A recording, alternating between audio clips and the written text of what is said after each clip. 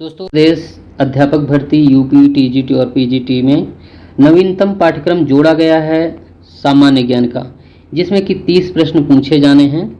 इसी को ध्यान में रखते हुए अभी तक हम लोगों ने 22 प्रैक्टिस सेट कंप्लीट कर लिए हैं। आज हमारा जो प्रैक्टिस सेट नंबर होगा ये 23वां प्रैक्टिस सेट होगा। 23वां प्रैक्टिस सेट में वही क्वेश्चन इंक्लूड किए गए हैं जैसे आश्रम पद्धति विद्यालय, जीडीसी, जीआईसी और रियलिटी ग्रेड में क्वेश्चन पूछे गए थे। साथ ही नवीनतम पाठ्यक्रम को ध्यान में रखते हुए इसकी सेपरेट प्लेलिस्ट बनी हुई है और ये 23वां भी इसी प्लेलिस्ट में ऐड कर दिया जाएगा वीडियो। एक प्लेलिस्ट और बनाई गई है जिसमें कि कंप्यूटर के क्वेश्चन उसमें अलग से प्रोवाइड किए जा रहे हैं। घटना चक्र के जितने भी इंपॉर्टेंट क्वेश्चन हैं उसमें प्रीवियस क्वेश्चन ही दिए हुए हैं, वो सारे क्वेश्चन आपको प्रोवाइड किए जा रहे हैं। और ये वीडियो ज़रूर देखें अगर आपने पहले वाले वीडियो नहीं देखे हैं। और आज का वीडियो अब हम लोग बिना देरी किए हुए आरंभ करेंगे। तो इसमें जो पहला क्वेश्चन पूछा गया है वो है, प्राचीन काल में कलिंग का महान शासक निम्नलिखित में से कौन था? तो खारवेल है कलिंग का महान शासक। दोस्तों, खारवेल के बचपन और शिक्षा, राज्याभिषेक के और राजा बनने के बाद 13 वर्षों तक शासन करने का जो साक्ष्य मिलता है वो हाथी गुम्फा अभिलेख से ही प्राप्त होता है। और ये भी पता चलता है कि खारवेल जैन धर्म का अनुयायी था। क्वेश्चन नंबर दूसरा है, दूसरे में दिया गया है, हड़प्पा सभ्यता के उपकरण व हथियार मुख्यतः किसके बने थे? तो ये बने थे तांबा और कांस्य के बने हुए थे। इसका तीसरा ऑप्शन है जो राइट आंसर है। आगे क्वेश्चन नंबर तीसरा है, तीसरे में दिया गया है, किस सुल्तान के काल में खालसा की सीमा सर्वाधिक विकसित हुई थी? तो इसका राइट आंसर है अलाउद्दीन खिलजी। इसमें दूसरा पॉइंट है जो राइट आंसर है। क्वेश्चन नंबर चौथा है, चौथे में दिया गया है, महाराष्ट्र के निम्नलिखित समाज सुधारकों में से कौन प्रार्थना समाज के संस्थापक के प्रमुख थे? तो इसका राइट आंसर हो जाएगा आत्माराम पांडुरंग। इसका तीसरा पॉइंट है जो करेक्ट आंसर है। क्वेश्चन नंबर पांचवा में दिया गया है, अंग्रेजी शासनकाल के दौरान कौन से गवर्नर जनरल ने विलय नीति प्रस्तुत की थी? तो 5वें नंबर का राइट आंसर है इसमें लॉर्ड डलहौजी है जो विलय नीति प्रस्तुत की थी। इस नीति के माध्यम से सर्वप्रथम सतारा को 1848 ईस्वी में अधीन किया गया था। इसके बाद जैतपुर को 1849 में, क्रमशः 1849 में ही संबलपुर को और झांसी को 1853 में, संबलपुर को 1849 में, सभी को अंग्रेजी राज्य के अधीन किया गया था। आगे क्वेश्चन है 6वां नंबर, 6वें में दिया गया है, किस आंदोलन के साथ महात्मा गांधी ने भारतीय राजनीति में पदार्पण किया था? तो चंपारण इसका आंदोलन हुआ था, नील के लिए हुआ था।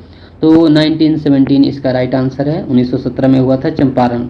आगे क्वेश्चन नंबर 7वां है, किसने घोषित किया था कि स्वराज मेरा जन्म सिद्धाधिकार है और मैं इसे लेकर रहूँगा? तो इसका राइट आंसर है बाल गंगाधर तिलक। 7वें नंबर का सही आंसर है। आगे क्वेश्चन है 8वां नंबर, 8वें में दिया गया है, निम्नलिखित में से किसने गदर आंदोलन में महत्वपूर्ण भूमिका निभाई थी? तो लाला हरदयाल महत्वपूर्ण भूमिका निभाई थी। लाला हरदयाल एक क्रांतिकारी और विद्वान थे। उन्होंने अपना जीवन भारतीय स्वतंत्रता के लिए समर्पित कर दिया था। वह गदर पार्टी के महासचिव थे। इस संगठन की स्थापना पंजाबी सिखों द्वारा भारत को ब्रिटिश शासन से स्वतंत्र कराने के उद्देश्य के साथ संयुक्त राज्य अमेरिका और कनाडा में की गई थी। क्वेश्चन नंबर 9 में दिया गया है, निम्न में से किसने तीनों गोलमेज सम्मेलन में भाग लिया था? तो B.R. अम्बेडकर हैं जो तीनों गोलमेज सम्मेलन में भाग लिए। प्रथम गोलमेज सम्मेलन में अम्बेडकर ने दलितों के लिए पृथक निर्वाचन मंडल की मांग की थी, परंतु प्रतिनिधियों में एकता की अभाव था इसलिए नहीं पूरा हो सका। और द्वितीय गोलमेज सम्मेलन में अम्बेडकर ने अनुसूचित जातियों के पृथक निर्वाचन मंडल की मांग की और गांधी ने इसका विरोध किया था। आगे क्वेश्चन है 10वां में दिया गया है, 1930 में गिरफ्तारी के कारण पेशावर की सड़कों पर उग्र प्रदर्शन हुआ। तो अब्दुल गफ्फार खान की गिरफ्तारी के कारण पेशावर में खूब उग्र प्रदर्शन हुए थे। क्वेश्चन नंबर 11 है, 11 में दिया गया है, एशिया और यूरोप में संतुलन घास स्थल कहलाते हैं? तो स्टेपीज कहलाते हैं। 11 नंबर के इसमें तीसरा ऑप्शन है जो राइट आंसर है। दोस्तों, स्टेपीज घास की ऊंचाई 10 से 20 सेंटीमीटर तक होती है। इस घास को उगने के लिए 25 से 30 सेंटीमीटर तक की वर्षा की ज़रूरत होती है। क्वेश्चन नंबर 12 है, 12 में दिया गया है बादल किस मंडल में अवतरित होते हैं, तो इसका सही आंसर हो जाएगा क्षोभ मंडल, दूसरा ऑप्शन करेक्ट आंसर है। क्वेश्चन नंबर 13 है, 13 में दिया गया है कौन सा राज्य भारत के सबसे पूर्वी भाग में स्थित है, तो अरुणाचल प्रदेश है। 13 नंबर का पहला ऑप्शन है राइट आंसर। क्वेश्चन नंबर 14, 14 में दिया गया है निम्नलिखित में से कौन सा देश नाथुला दर्रे के पार है, इसका राइट आंसर हो जाएगा चीन, चौथा ऑप्शन करेक्ट है। नाथुला दर्रा के दूसरी तरफ चीन है। नाथुला दर्रा सिक्किम राज्य के डोंगेक्या श्रेणी में स्थित है। दार्जिलिंग तथा चुम्बी घाटी होकर तिब्बत जाने का मार्ग भी इसी दर्रे से है। आगे क्वेश्चन नंबर है 15, 15वें में दिया गया है निम्नलिखित में से कौन से उद्योग को सूर्योदय उद्योग कहा जाता है। दोस्तों, आम बोलचाल की भाषा में सूर्योदय उद्योग सनराइज इंडस्ट्री शब्द का प्रयोग किसी ऐसे क्षेत्र या व्यवसाय के लिए किया जाता है जो अपनी प्रारंभिक अवस्था में है लेकिन तेजी से विकास कर रहा है, उसे हम लोग सनराइज इंडस्ट्री की पहचान या विशिष्टता अधिक विकास दर के रूप में जानते हैं। तो इसका जो राइट आंसर हो जाएगा सूचना प्रौद्योगिकी, तीसरा पॉइंट इसका करेक्ट आंसर है। क्वेश्चन नंबर 16 है, 16 में दिया गया है 11वीं पंचवर्षीय योजना की अवधि के लिए निम्नलिखित में से कौन सा सही है, तो इसका राइट आंसर है चौथा, 2007 से लेकर के 12 तक। क्वेश्चन नंबर 17 है निम्नलिखित में से कौन सा जोड़ा सही नहीं है, तो इसमें तृतीय योजना 1966 से 71 दिया गया है, ये सही नहीं है। तृतीय पंचवर्षीय योजना का जो कार्यकाल है वो है 1961 से लेकर के 66 तक। इस योजना का उद्देश्य अर्थव्यवस्था को आत्मनिर्भर बनाना तथा स्वतः सभी को लाभ पहुंचाना था। यह योजना अपने लक्ष्य से 5.6% की वृद्धि भी प्राप्त की।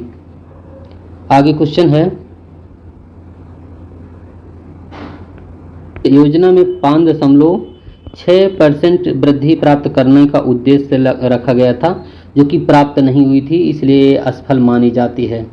तो इसको ध्यान में रखिएगा। इस योजना की असफलता का मुख्य कारण ये था कि भारत चीन युद्ध हुआ था, भारत पाक युद्ध हुआ था और सूखा भी पड़ गया था, इसकी वजह से लक्ष्य को प्राप्त नहीं हुआ।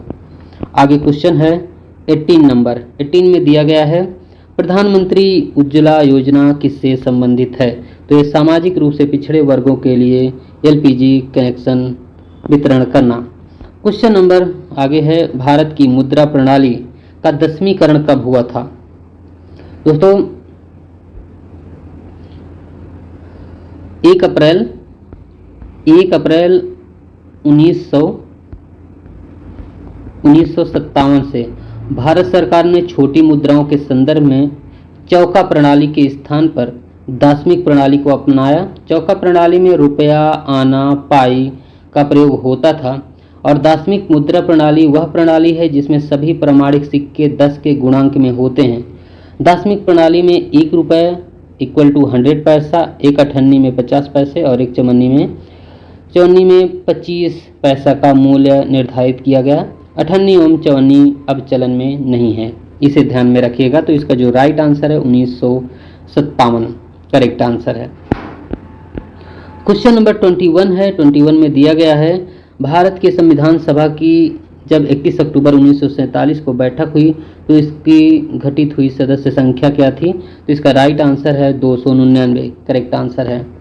क्वेश्चन है 22 में दिया गया है निम्न में से कौन सा मौलिक अधिकार विदेशियों को भी प्राप्त है, तो जीवन और व्यक्तिगत स्वतंत्रता की सुरक्षा का अधिकार विदेशियों को भी प्राप्त है। क्वेश्चन नंबर 23 है, इसमें दिया गया है संविधान का कौन सा अंश भारत के नागरिकों को आर्थिक न्याय प्रदान करने का संकेत करता है, तो राज्य के नीति निर्देशक तत्व, पहला ऑप्शन राइट आंसर है। क्वेश्चन है 24 भारत के संविधान के किस अनुच्छेद के अंतर्गत सशस्त्र बलों के सदस्यों के मौलिक अधिकारों को विशेष रूप से प्रतिबंधित किया जा सकता है, तो अनुच्छेद 33 इसका करेक्ट आंसर है। क्वेश्चन नंबर 25 है पंचायती राज प्रणाली के किस राज्य में सबसे पहले लागू की गई थी, तो राजस्थान के नागौर डिस्ट्रिक्ट से सर्वप्रथम लागू की गई थी। दूसरे नंबर पर आंध्र प्रदेश आता है। तो 26 नंबर क्वेश्चन है, किसी वस्तु के वंशागत जीनों की कुल संख्या है तो माता पिता से प्राप्त जीनों की संख्या समान होती है। क्वेश्चन है 27 में है, वृक्क के आकार की द्वार कोशिकाएं किसमें होती हैं तो एक बीजपत्री पादपों में होती है। क्वेश्चन है 28, भट्ठी में डबल रोटी बनाते समय खमीर या ईस्ट मिलाने का कारण क्या है तो है यह डबल रोटी को नरम और स्पंजी बनाने के लिए। 29, संतुलन की स्थिति में एक प्रणाली का एंट्रोपी परिवर्तन इसके आसपास का वातावरण स्थिर रहता है। तीसरा ऑप्शन राइट आंसर है। और ये 30वां क्वेश्चन है और लास्ट क्वेश्चन है, इसमें जो दिया गया है, विद्युत क्षेत्र शक्ति को दर्शाने के लिए अनुकूल इकाई क्या है तो इसका जो राइट आंसर है चौथा ऑप्शन इसका करेक्ट आंसर है। और ये 30वें नंबर में जब ये 30 क्वेश्चन है, 30 क्वेश्चन ही पूछे गए हैं और हमारा ये प्रैक्टिस सेट है 23 जिसे आज हम लोगों ने कंप्लीट कर लिए हैं। और हमारा जो नेक्स्ट वीडियो होगा 24, एवरीडे एक वीडियो आपको प्रोवाइड किया जा रहा है और इससे ये सारे क्वेश्चन बहुत महत्वपूर्ण है, इन्हें ज़रूर देखें। और बहुत कम समय में आपको कोशिश किया जा रहा है, आपने कई बार गौर किया होगा, इतने क्वेश्चन पाने के लिए बहुत समय देना पड़ता है कहीं कहीं। तो दोस्तों आज का वीडियो यहीं तक और पूरा वीडियो देखने के लिए बहुत बहुत धन्यवाद।